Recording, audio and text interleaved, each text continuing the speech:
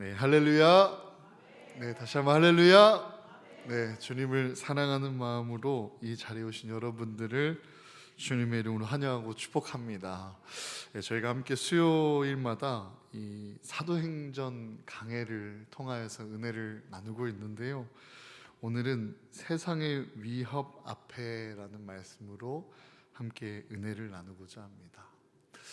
저는 이 사도행전을 묵상하고 또 강해하면서 마치 여러분들과 초대교회의 그 사도들의 뜨거운 마음과 현장을 함께 간접적이지만 그 직접적으로 경험하는 것과 같이 은혜를 함께 받고 도전하길 바라면서 우리 교회가 초대교회 같이 하나님 앞에 기쁨이 되어가는 교회로 세워지기를 소망하고 있습니다. 그래서 오늘 주시는 말씀 가운데에서는 특별히 하나님께서 그 담대함을 어떻게 주시는지, 또 우리는 어떠한 모습으로 세상 앞에 서야 하는지를 우리가 함께 묵상할 터인데, 정확한 이 본문을 이해하고자 지난 줄거리를 잠깐 소개를 해드리고자 합니다. 이 주님의 제자 베드로와 요한이 이 성령 충만 받기 전에는 조그만한 여종 앞에서도 주님을 모른다라고 부인하던 이 베드로였는데, 이젠 성령 충만함의 확신으로 찬 믿음으로 담대해지게 됩니다. 그리고 70명으로 구성된 사내들인 공회원 앞에서 죄 없는 사람들도 누구나가 떨리는 그 자리에 성령 충만한 베드로의 모습은 참으로 당당합니다. 재판석 앞에 나가도 이 죄가 없기에, 그리고 성령 충만함으로 담대해진 베드로의 모습을 볼 수 있습니다. 또 이 베드로가 고백하는 주 예수 그리스도의 이름의 그 능력을 우리가 함께 묵상하며, 지난주에는 주 예수 그리스도의 예수의 이름으로라는 말씀으로 함께 그 능력의 이름을 붙들었습니다. 능력의 이름에 대하여 기록된 말씀으로 요한복음 14장 13절에서 14절 말씀 제가 읽어드리겠습니다. 너희가 내 이름으로 무엇을 구하든지 내가 행하리니 이는 아버지로 하여금 아들로 말미암아 영광을 받으시게 하려 함이라. 내 이름으로 무엇이든지 내게 구하면 내가 행하리라. 아멘. 또 요한복음 20장 30절에서 31절에 이어서 기록되어 있습니다. 예수께서 제자들 앞에서 이 책에 기록되지 아니한 다른 표적도 많이 행하셨으나 오직 이것을 기록함은 너희로 예수께서 하나님의 아들 그리스도이심을 믿게 하려 함이요 또 너희로 믿고 그 이름을 힘입어 생명을 얻게 하려 함이니라. 아멘. 예수의 이름으로 구할 때 우리의 아바 아버지 하나님께서 역사하시고, 또 예수의 이름을 믿고 의지하며 나아갈 때 예수 그리스도의 그 유일한 길을 따라갈 때 우리는 영원한 생명을 얻게 된다라는 그 예수 그리스도의 이름을 함께 묵상하였습니다. 사랑하는 성도 여러분, 우리가 이 세상을 살아갈 때 인생사, 인간사, 세옹지마 같다 하죠. 그 변화무쌍한 우리의 삶 가운데, 한 치 앞도 모르는 우리의 삶 가운데 오직 예수 그리스도의 이름으로 담대히 나아가는 저 여러분 되기를 간절히 소망합니다. 어떤 화근이나 문제나 또 재앙이 도리어 복이 될 때 그것을 가리켜 전화이복이라는 말을 사용합니다. 또 모든 일이 결국에는 좋은 결과로 이루어지는 때에 우리는 합력하여 선을 이루어 간다라는 표현과 고백을 사용하죠. 본문 말씀을 보면 예수의 이름으로 전화이복, 또 합력하여 선을 이루는 이 역전이 담겨 있는 본문을 우리가 함께 묵상해 볼 수 있습니다. 오늘 본문 13절에서 14절 우리 다시 한번 또박또박 천천히 읽겠습니다. 시작. 그들이 베드로와 요한이 담대하게 말함을 보고 그들을 본래 학문 없는 범인으로 알았다가 이상히 여기며, 또 전에 예수와 함께 있던 줄도 알고, 또 병 나은 사람이 그들과 함께 서 있는 것을 보고 비난할 말이 없는지라. 아멘. 성전 미문에 구걸하던 안진뱅이를 예수 그리스도의 이름으로 일으키고 복음을 증거하던 베드로와 요한을 붙잡아 놓고 감옥에 가두어 그 이튿날까지 박해하면서 신문하던 그 사내들인 공회원들은 베드로의 답변을 듣고 크게 놀라게 됩니다. 이 갈릴리에서 물고기나 잡던 어부 출신 베드로와 이 요한을 본래 학문 없는 범인으로 알았다가 아주 담대하게 또 용기 있게 또 지혜롭게 정확하게 말하는 것을 보고 놀라게 되는 것입니다. 세 번역으로는 사도행전 4장 8절에서 12절이 이렇게 기록되어 있습니다. 그때 베드로가 성령이 충만하여 그들에게 말하였다. 백성의 지도자들과 장로 여러분, 우리가 오늘 신문을 받는 것이 병자에게 행한 착한 일과 또 그가 누구의 힘으로 낫게 되었느냐 하는 문제 때문이라면 여러분 모두와 모든 이스라엘 백성은 이것을 알아야 합니다. 이 사람이 성한 몸으로 여러분 앞에 서게 된 것은 여러분이 십자가에 못 박아 죽였으나 하나님이 죽은 사람들 가운데서 살리신 나사렛 예수 그리스도의 이름을 힘입어서 된 것입니다. 이 예수는 너희들 집 짓는 사람들에게는 버림받은 돌이지만 집 모퉁이의 머릿돌이 되신 분입니다. 이 예수밖에는 다른 아무에게도 구원은 없습니다. 사람에게 주신 이름 가운데 우리가 의지하여 구원을 얻어야 할 이름은 하늘 아래에 이 이름밖에 다른 이름이 없습니다. 아멘. 이것이 베드로의 고백이었죠. 항변이었죠. 누구의 힘으로 낫게 되었느냐 하는 이 문제 때문이라면 여러분은 알아야 합니다. 여러분이 죽인 그 예수 그리스도입니다. 하나님이 죽은 그 예수 그리스도를 죽은 자 가운데서 살려내셔서 예수 그리스도의 이름으로 힘입어 이 놀라운 일이 이루어졌습니다. 예수밖에는 다른 아무에게도 이 구원은 없습니다 라고 그렇게 담대하게 말했죠. 그렇게 담대하게 말하는 이 베드로와 요한을 보고 그들은 이 예수와 전에 있었을 때 그 약자와 같은 모습으로 상상하며 자신들이 우세하고 자신들이 그렇게 위협했을 때에 겁을 먹을 줄 알았는데 베드로와 요한은 담대하게 선포하였고 담대하게 고백하였고 살아계신 하나님 예수 그리스도의 그 이름의 능력을 담대하게 증거하였습니다. 담대하게 말했다는 것은 예수 그리스도에 대한 그 이름에 대한 능력에 대한 확신이 있었다라는 뜻입니다. 더구나 고침받은 안진뱅이가 그 자리에 함께 서 있었기 때문에 더 이상 비난할 말이 없었던 것을 보게 됩니다. 사랑하는 성도 여러분, 우리는 이 신앙생활하면서 믿음으로 살아가면서 이 베드로와 요한과 같은 담대함을 가져야 합니다. 사람을 믿고 사람을 의지하고 사람을 신뢰하고 사람으로 기뻐하고 사람으로 실족하고 사람으로 마음 상하고 사람으로 사람 때문에가 아닌 하나님을 믿고 할렐루야 하나님을 의지하고 하나님을 신뢰하며 하나님으로 인해 기뻐하고 하나님의 마음이 상함 가운데에 회개하고 경외하는 마음으로 하나님의 기쁨이 있는 곳 하나님의 뜻이 계신 곳에 우리는 담대히 믿음으로 서 있어야 하는 것입니다. 하나님이 가라고 했는데 사람이 오지 말라고 했다고 망설이면 안 됩니다. 하나님이 사랑하라 하셨는데 사람이 밉다고 그렇게 포기해서도 안 됩니다. 담대함을 가지고 하나님의 뜻을 하늘에서 이루어진 것 같이 땅에서도 이루어가도록 쓰임 받아야 될 줄로 믿습니다. 우리 한번 이렇게 선포해 봅시다. 내 스스로가 아주 잘 들을 수 있도록 이렇게 한번 선포해 봅시다. 사람 때문에 일희일비하지 맙시다. 시작.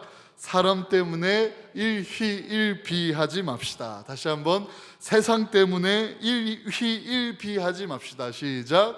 세상 때문에 일희일비하지 맙시다. 아멘. 우리가 일희일비해야 할 대상은 오직 하나님이신 줄로 믿으시길 바랍니다. 그리고 바라옵기는 저를 사람을 두려워하지 않는 목회자가 될 수 있도록 기도해 주십시오. 또 장로님과 속장님들과 기관장님들과 부장님들도 사람의 소리가 두려워하지 않고 할렐루야 하나님의 음성과 하나님의 뜻을 향하여 하나님을 경외하는 주의 종이 될 수 있도록 기도해 주시기를 주님의 이름으로 부탁드립니다. 이 교회를 향해 주인 되신 하나님의 목소리보다 크게 주장하지 마십시오.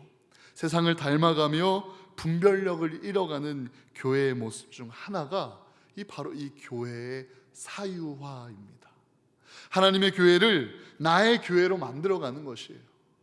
때로는 어쩌면 사내들인 공회의 모습도 이와 같을 것입니다. 우리 교회에 그 쇠퇴하고 또 분별력을 잃어가는 교회의 모습 중 교회의 사유화가 이루어지는 교회를 보면 사회에서 은퇴하거나 사회에서 명예가 혹은 그 재정이 물질이 엄청 많은 사장님, 대표님의 말을 최우선으로 따라가는 것이 우리의 진정 교회입니까? 사회의 연봉순으로 이 컴플레인과 말의 권위가 주어지는 것이 진정한 교회입니까? 헌금을 많이 내는 성도가 시험 들지 않도록 배려하는 게 교회의 방향성입니까? 믿음이 연약한 자를 배려하고 위로하는 것 또한 분명히 필요합니다.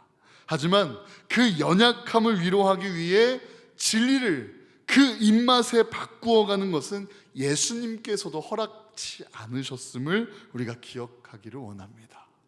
많은 사람들이 떠나가매 너희도 가려느냐 라고 그들의 입맛에 맞게끔 복음을 순화하거나 말을 바꾸지 않으시고 오히려 그 선포된 말씀 앞에 남겨진 얼마 안 되는 그 마중물과 같은 한 사람 한 사람을 기대하고 물으셨던 주님을 우리가 함께 기억하면서 하나님을 믿고 담대함을 가졌던 베드로와 요한과 같이 하나님을 경외하고 하나님의 뜻이 있다면 사람이 움찔하고 세상이 움찔할 수 있는, 그리고 세상이 움찔할 수밖에 없는 담대함을 가진 믿음의 사람들이 다 되시기를 주님의 이름으로 축복합니다.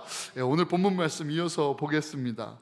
오늘 본문 말씀에 12절, 본문 말씀 바로 전이죠. 우리 12절 말씀 우리 함께 읽어보겠습니다. 시작.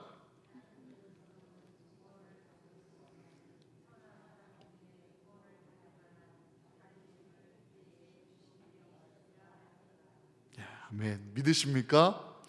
오직 예수의 이름, 그 능력으로 말미암아 담대함을 가져야 됩니다.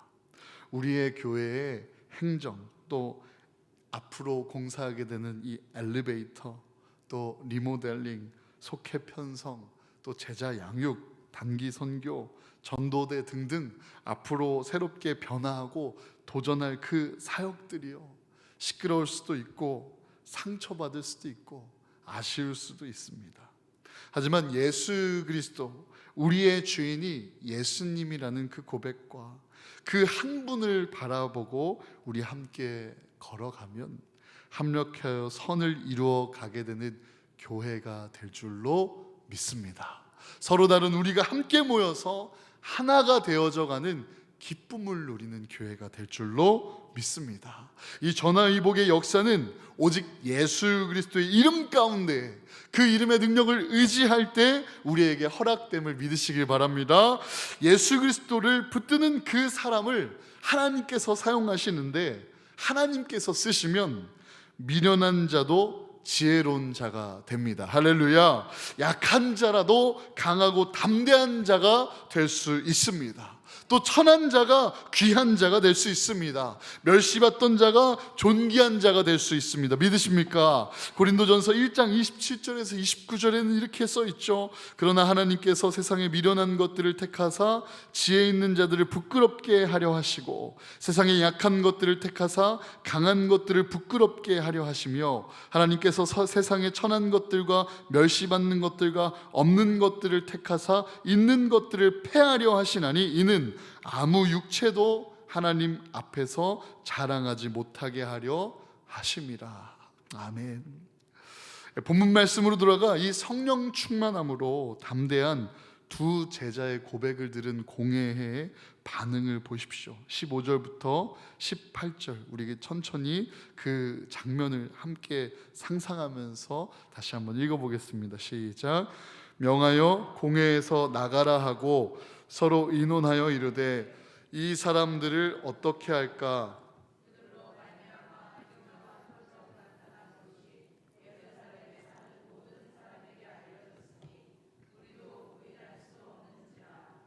이것이 민간에 더 퍼지지 못하게 그들을 위협하여 이후에는 이 이름으로 아무에게도 말하지 말게 하자 하고 그들을 불러 경고하여 도무지 예수의 이름으로 말하지도 말고 가르치지도 말라 하니. 아멘. 참, 이 상황을 생각해 보면 참으로 분노가 치밀지 않습니까? 이 사단의 방법 중 하나가 이 진리를 가짜처럼 포장하는 것, 또 가짜를 진리처럼 포장하는 것을 사단이 참 좋아하고 잘합니다. 저희 감리교회 하정환 목사님께서 그 영화에 관한 설교를 하시는데, 그 영화 설교에 은혜를 받았던 성도 중 한 분이 영화 감독이었고, 그 영화 감독 성도님이 검은 사제들이라는 영화를 만들었었어요. 그 영화에 보면 참 이 사단의 이 개교를 잘 표현한 장면이 있는데, 이 메인 사제와 또 보조를 하는 사제 두 명이서 그 퇴마를 하는 그런 장면이 나오게 됩니다. 그리고 이 십자가를 통하여 예수의 이름으로 그 귀신을 쫓아내는 그 기도 가운데에 잠깐 흐트러지는 가운데에 딱 메인 사제가 떨어져 기절을 하게 됩니다.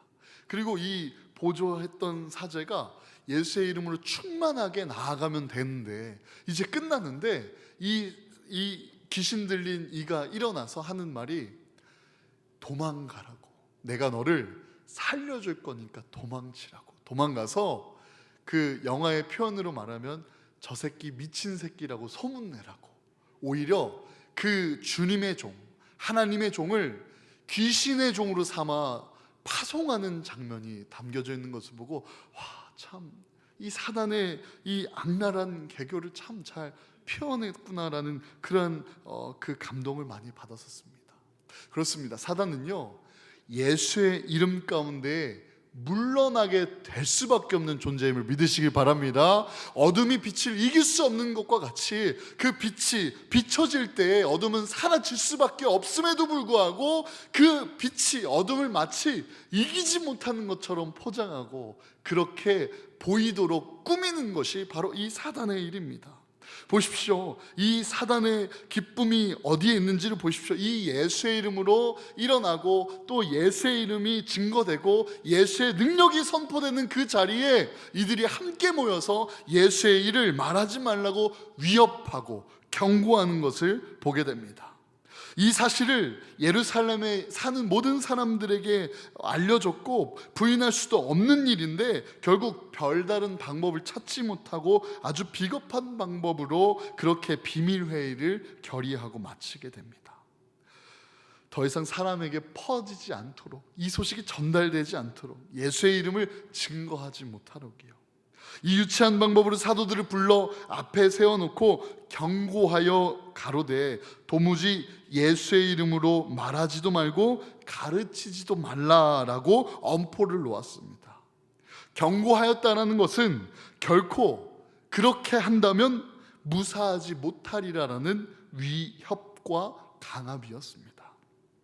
그러나 베드로와 요한의 반응을 보십시오. 19절, 베드로와 요한이 대답하여 이르되 하나님 앞에서 너희의 말을 듣는 것이 하나님의 말씀을 듣는 것보다 옳은가 판단하라.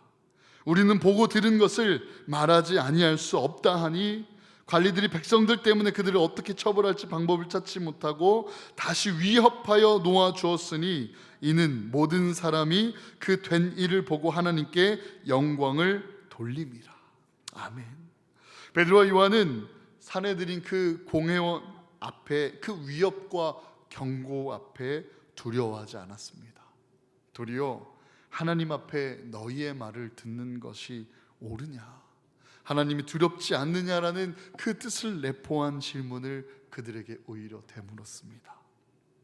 사내들인 공회원 앞에 나아가면 누구나 다 긴장하고 벌벌 떨게 될 수밖에 없음에도 불구하고 베드로와 요한은 최고의 기관에서 경고하는 명령이라 할지라도 두려워하지 않고 오히려 하나님 앞에서 순종해야 한다고, 하나님의 음성을 듣고 뜻을 따라야 하는 것이 우리의 마땅한 일이라는 것을 밝히게 된 것을 보게 됩니다. 사도들이 이미 성령 충만함으로 죽음을 두려워하지 않고 있었기 때문입니다. 세상에 죽음을 두려워하지 않는 사람을 어떻게 당해낼 수 있겠습니까? 베드로와 요한은 저들의 경고를 무시해버리고 우리는 앞으로도 계속해서 보고 들은 것을 말하지 아니할 수 없다라고 당당하게 밝혔습니다. 사랑하는 성도 여러분, 성령 충만 받으면 이렇게 담대해집니다. 또 이렇게 변화됩니다. 우리도 베드로와 요한처럼 성령 충만함으로 담대하고 당당하게 살아가는 주의 성도가 다 되시기를 주님의 이름으로 축복합니다. 오늘 우리가 이 말씀을 통하여 분명히 우리의 마음의 중심 깊은 곳까지 그렇게 질문하며 마음을 한번 점검해 봅시다. 사람의 말을 듣고 순종하랴, 하나님의 말씀을 듣고 순종하랴. 사람을 기쁘게 하랴, 하나님을 기쁘게 하랴. 사람을 좋게 하랴, 하나님께 그 마음의 기쁨이 되고자 하랴. 사랑하는 성도 여러분, 우리가 눈에 보이고 또 들리는 사람의 모습과 사람의 마음과 사람의 음성을 그 마음의 중심으로 삼는 것이 아니라 오히려 믿음의 눈으로 우리를 떠나지도 않고 버리지도 아니하시는 하나님을 마음의 주인으로 삼아 하나님의 기쁨을 향하여 담대하게 한 걸음 한 걸음 나아가는 저와 여러분 되기를 주님의 이름으로 축복합니다. 주의 뜻을 가는 가운데 세상의 위협 앞에 담대해지려면 굳건한 믿음이 필요합니다. 주의 뜻을 살아가고 또 행하는 가운데 이 사람의 미움 앞에, 사단의 시험 앞에 담대해지려면 우리에게는 굳건한 믿음과 성령의 충만함이 필요한 것을 함께 기억하면서 우리 시간 하나님께 굳건한 믿음을 함께 결단하고 주님의 뜻과 기쁨을 위해 살아가겠노라 그렇게 고백하며 이 성령 충만함으로 담대했던 베드로와 요한과 같은 한 사람 되겠다는 그러한 마음 가지고 우리 찬송가 620장 여기에 모인 우리 기도하는 마음으로 함께 찬양했으면 좋겠습니다.